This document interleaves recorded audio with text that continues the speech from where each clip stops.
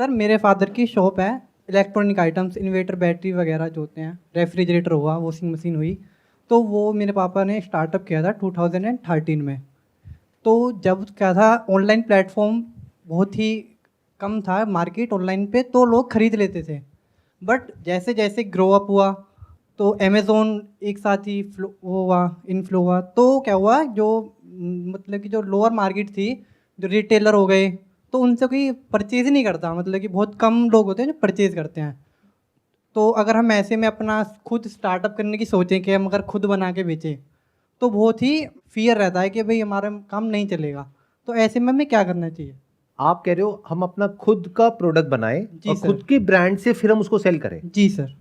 क्यों ना आपकी जो शॉप है ऑलरेडी जी इतने सर। सालों से, जी सर। जिसको चलाने का एक्सपीरियंस भी है आप जी लोगों सर। के पास में, जी सर। आपकी फैमिली के पास जी में, सर। उसी को क्यों नहीं बढ़ाने के बारे में सोच रहे हैं? नहीं सर, ऐसा है ना, जैसे हम कोई भी, हम रिटेलर हैं, तो हमारे पास जो प्रोडक्ट आता है वो होलसेलर से आता है। होलसेलर के बाद डायरेक्ट कंपनी से आता है या मैन्युफैक्चर से आता है। तो हमारे पास जब तक आता है तो उसका प्राइस काफ़ी बढ़ जाता है।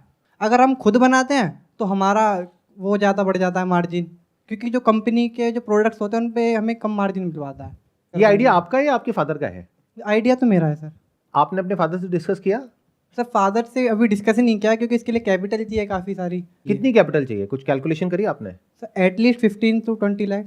और क्या बनाओगे प्रोडक्ट? पहला प्रोडक्ट आपका क्या होगा? Inverter and battery both. Inverter and battery. जी सर।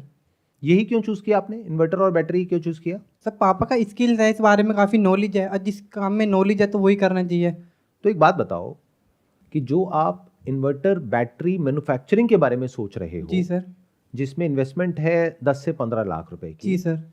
उसकी बजाय ऐसे बहुत सारे लोग हैं जो अपना इन्वर्टर मैन्युफैक्चरिंग का बिजनेस बहुत छोटे छोटे लेवल पर, मीडियम लेवल पर चला रहे हैं, जो कि बड़े ब्रांड नहीं है लेकिन बहुत लोग हैं मार्केट में। जी सर। तो उनसे टाइप क्यों नहीं कर लेते? सर उनसे क्या हुआ है ऑलरेडी। तो उसमें क्या दिक्कत है? वहां तो मार्जिन बहुत अच्छा है। जी मार्जिन है सर, लेकिन अगर खुद करेंगे तो और ज़्यादा होगा। आप जिसको मार्जिन कहते हो ना, एक्चुअल में वो मार्जिन नहीं होता है। जी सर। आपने जी तो बोल दिया, इसका मतलब समझाइए।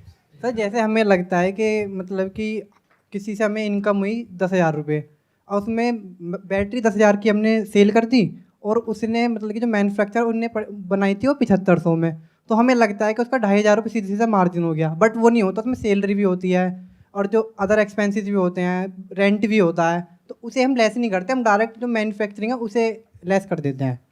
मतलब कि हम ग्रॉस प्रॉफिट निकालते हैं, नेट प्रॉफिट नहीं निकालते। तो ये बात जब आपको समझ आ रही है तो अपना खुद का सेटअप लगाने के बारे में सोच क्यों रहे हो? देखो, ध्यान से सुनो, ध्यान से समझो जी सर। कि अगर आप 15 लाख रुपए लगाते हो और अपनी खुद की मैन्युफैक्चरिंग करते हो, हाँ खुद जी। तो करोगे नहीं। जी सर। उसके लिए आपको टीम चाहिएगी, हाँ उसके जी। लिए आपको जगह चाहिएगी, हाँ जी। और बहुत खर्चा करना पड़ेगा, तब जाकर के एक प्रोडक्ट बनाओगे। हाँ जी। उस प्रोडक्ट में एक्चुअल में आपको जो मार्जिन मिलेगा वो मैक्सिमम 5 से 10% का मिलेगा, वो भी तब अगर वॉल्यूम बहुत निकलेगी तो। क्योंकि जो अनब्रांडेड इन्वर्टर बैटरी वाले होते हैं वो एक सेटअप लगा के ऑलरेडी बैठे हैं, तो वो कम से कम मार्जिन पे भी फटाफट से आपको प्रोडक्ट दे देंगे, यानी 5-10% पे भी दे देंगे। क्यों? क्योंकि उनके कुछ एक्सपेंसेस हैं जिसको कवर करने के लिए वो बहुत कम मार्जिन पे भी ऑपरेट करने को तैयार है, अगर आप सेल करने को तैयार हो तो। जी सर। तो मैक्सिमम मार्जिन सेलिंग में होता है, मैन्युफैक्चरिंग में नहीं होता है। Manufacturing is the business of volume. ये आइडिया तब आना चाहिए आपके माइंड में जब ऑलरेडी आप हजारों इन्वर्टर्स सेल कर रहे हैं, तब ये आइडिया आना चाहिए। क्योंकि अगर एक इन्वर्टर में आप मानो किसी को 10% मार्जिन दे रहे हो, तो एक इन्वर्टर बिका, मान लो अनब्रांडेड है 10,000 रुपए का, ब्रांडेड होता है मान लो 15-20 हजार रुपए का। तो 10,000 पे अगर आप किसी को 1,000 रुपए दे रहे हो और महीने के मान लो 20 इन्वर्टर बेच रहे हो, तो आपने उसको कितना दिया? 20,000 रुपए तो दिया। अगर आपने अपना सेटअप किया तो वहां एक तो 15 लाख रुपए लगाए, प्लस कुछ लोग भी रखे, 1 या 2 लोग तो रखोगे ना, जगह रेंट पे लोगे, तो आपका खर्चा ही महीने का 1,00,000-1,50,000 रुपए बंद गया। और आपने बचाया कितना? 20,000 रुपए। लगा कितना दिया? 15 लाख। और महीने का खर्चा अपने ऊपर कितना डाल लिया? 1-1.5 लाख रुपए। तो ये कहां की समझदारी है? तो बेसिक पेपर पेन लो, कैलकुलेटर लो, कैलकुलेशंस करो, फिर सोचो क्या करने में समझदारी है और क्या करने में बेवकूफी है।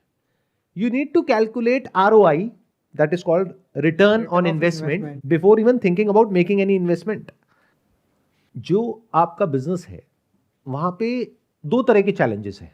एक है कि ऑनलाइन की तरफ से कंपटीशन आ रहा है, हाँ जी, दूसरा है कि जो ब्रांडेड प्रोडक्ट्स हैं उसमें मार्जिन बहुत कम होता है और ऑनलाइन से आप कॉम्पीट नहीं कर पा रहे हो, तो आप चाह रहे हो कि किसी तरीके से नॉन ब्रांडेड में जाएं जहां पर मार्जिन बहुत अच्छा हो, और नॉन ब्रांडेड में हो सकता है ऑनलाइन पे लोग ट्रस्ट ना करें, बट क्योंकि आपकी रिलेशनशिप है उन कस्टमर्स के साथ में तो आप पे तो ट्रस्ट कर लेंगे। जी आप सर। कहोगे कि ये उससे बढ़िया है लेकिन 15,000 का नहीं है, 10,000 का है, और 15,000 वाले में आपको मार्जिन मिल रहा है मान लो 1,000 रुपए का, 10,000 में आपको मार्जिन मिल रहा है 5,000 रुपए का या 4,000 रुपए का। तो अब आपको ये सीखना है कि जो अनब्रांडेड है वो एक्चुअल में अनब्रांडेड नहीं है, क्योंकि उसका कोई तो ब्रांड है ना। हाँ जी, तो उस ब्रांड को कैसे प्रेजेंट किया जाए कस्टमर को, और कैसे उसमें कुछ ऐसे एडेड बेनिफिट्स इंक्लूड करे जाएं। क्या कुछ ऐसा हो सकता है कि हम 2 साल की वारंटी दें? आप ध्यान से सुनो मेरी इस बात को, क्योंकि कस्टमर को इन सब चीजों से बड़ा फर्क पड़ता है। नहीं सर, ऐसा हम करते हैं जैसे नॉर्मली जिसकी प्रोडक्ट की वारंटी है वो 2 इयर्स की है, लेकिन हमें पता है 4 इयर्स तक एटलीस्ट आराम से चल जाएगी, तो हम 2 इयर्स की वारंटी को 3 इयर्स की कह के दे देते हैं। ये एक एग्जाम्पल है वारंटी का। हाँ जी, इसके अलावा ब्रांडेड में ऐसा क्या होता है जो अनब्रांडेड में नहीं होता है, जिसका आप एक पैकेज बना सकते हैं और उन चीजों को इंक्लूड कर सकते हैं, जिसकी वजह से जो कस्टमर है उसके लिए वो जो अनब्रांडेड है, बल्कि मैं ये वर्ड गलत यूज कर रहा हूं, अनब्रांडेड आप कह लो लेस नोन ब्रांड है, वो उससे ज्यादा अट्रैक्टिव हो जाए जो कि मोर नोन ब्रांड है, और उसकी एक कंपैरिजन शीट बन जाए जो आप अपने कस्टमर को दे सके और जगह जगह पर ये एड्स कर सके। यानी कि जिस एरिया में आप हो वहीं के आसपास के कस्टमर आएंगे। जी सर। अगर मान लो आप ईस्ट दिल्ली में हो तो वहां नॉर्थ दिल्ली का तो कोई आएगा नहीं, ईस्ट दिल्ली का ही आएगा। जी सर। तो जिस एरिया में आप हो उस लोकेलिटी में अगर आप पैम्फलेट्स बंटवाते हो न्यूज़पेपर के साथ में या कैसे भी लोगों के घरों में, तो उसमें कंपैरिजन शीट हो, this versus this, think twice before buying an inverter, और आप सीधा सीधा कंपेयर कर दो कि देखो इस पैरामीटर के ऊपर मान लो वारंटी है तो यहां पर है 1 साल, यहां पर है 3 साल, जो पावर बैकअप है वो इसमें 3 घंटे है, इसमें 5 घंटे है, जो इलेक्ट्रिसिटी कंजम्पशन है वो इसमें इतनी है, इसमें इतनी है, यानी इसमें कम इलेक्ट्रिसिटी कंज्यूम होगी, और आप ब्रैकेट में लिख सकते हो सेविंग्स ऑफ इतने रुपए पर ईयर, और फिर नीचे जाके प्राइस आ गया, इसका आ रहा है 18,000, इसका आ रहा है 12,000। वहां से आपके पास में कॉल आनी शुरू हो जाएंगी, तो वहां से आपकी सेल बढ़ जाएगी। तो इसके बारे में सोचो बजाय अपने आप को फंसाने के। जी सर। ध्यान से समझो, बिजनेस में कुछ लोग हैं जो फंसे हुए हैं, कुछ लोग हैं जो मजे मार रहे हैं। मैन्युफैक्चरिंग के बारे में तब सोचना चाहिए जब या तो आपके पास में कोई बहुत बड़ा ऑर्डर बेस ऑलरेडी हो, आपका एक बहुत बड़ा कस्टमर बेस हो, तब सोचना चाहिए मैन्युफैक्चरिंग के बारे में, या फिर आपका ब्रांड ऑलरेडी बहुत बड़ा हो गया हो, या फिर आप कुछ बहुत ही यूनिक बनाने के बारे में सोच रहे हो जो और कोई बना ही नहीं सकता है। हाँ जी। बट अगर ऐसा कुछ भी नहीं है, ये जो मैंने 3-4 सिनेरियोस बोले, और फिर भी आप मैन्युफैक्चरिंग के बारे में सोच रहे हो, तो अपने आप को बहुत बुरे तरीके से फंसाने वाले हो। क्योंकि देखो, सेलिंग और मैन्युफैक्चरिंग 2 अलग अलग चीजें हैं, और दोनों को एक साथ में मैनेज करने के लिए आपको बहुत बड़ी टीम चाहिए। बहुत बड़ी टीम के लिए बहुत ज्यादा रेवेन्यूज चाहिए, बहुत ज्यादा सेल्स चाहिए, जहां से कि वो पैसा आगे डिस्ट्रीब्यूट हो सके।